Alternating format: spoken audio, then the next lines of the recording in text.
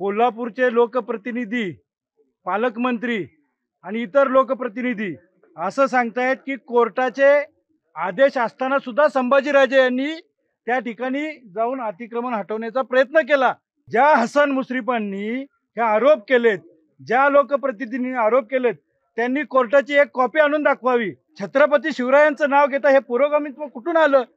शिवरायांच्यातून सर्व धर्मांना सामोरं जायसाठी आलं ना। छत्रपती संभाजीराजे यांना असं चुकीच्या पद्धतीनं घेरण्याचा प्रयत्न कोण राजकारणी करत असतील त्यांचा तर निषेधच करतो। या ठिकाणी सरकारला अतिशय नम्रपणे एक विनंती करायची आहे, ज्या अतिक्रमणाबद्दल तुम्ही ही फार अग्रेसिव्ह भूमिका घेता आणि या ठिकाणी कोर्टाचे नियम म्हणजे आज कोल्हापूरचे लोकप्रतिनिधी, पालकमंत्री आणि इतर लोकप्रतिनिधी असं सांगतायत की कोर्टाचे आदेश असताना सुद्धा संभाजीराजे यांनी त्या ठिकाणी जाऊन अतिक्रमण हटवण्याचा प्रयत्न केला।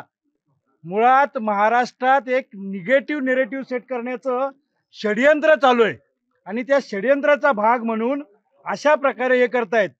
ज्या हसन मुश्रीफांनी हे आरोप केलेत, ज्या लोकप्रतिनिधींनी आरोप केलेत, त्यांनी कोर्टाची एक कॉपी आणून दाखवावी। त्याच्यामध्ये सगळ्यात जास्त अतिक्रमण झालंय आणि 4 लोकांनी फक्त कोर्टात गेलेत। मग ज्यामध्ये 158 पेक्षा जास्त अतिक्रमण आहेत ही हटवायची नाही आहेत का? छत्रपती शिवरायांचं नाव घेता हे पुरोगामित्व कुठून आलं? शिवरायांच्यातून सर्व धर्मांना सामोरं जायसाठी आलं ना।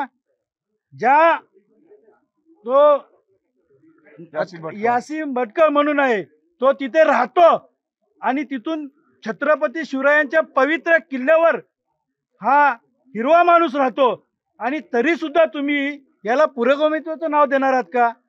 महाराष्ट्रातला शिवप्रेमी आणि शिवप्रेमी जनता हे कधीही खपवून घेणार नाहीये आणि छत्रपती संभाजीराजे यांच्या बरोबर अखंड महाराष्ट्रातला, अखंड हिंदुस्थानातला शिवप्रेमी या ठिकाणी एकजुटीने उभा आहे। याचा जर का छत्रपती संभाजीराजे यांना असं चुकीच्या पद्धतीनं घेरण्याचा प्रयत्न कोण राजकारणी करत असतील त्यांचा तर निषेधच करतो। पण याच्या पुढे जाऊन एकाही प्रकारे संभाजीराजे यांना अटक करण्याचा प्रयत्न केला तर महाराष्ट्रभर जेल बरोबर आंदोलन आणि होणाऱ्या प्रतिक्रियेला अशाच नवनवीन अपडेट पाहण्यासाठी आमच्या केके न्यूज चॅनेलला सबस्क्राईब करा।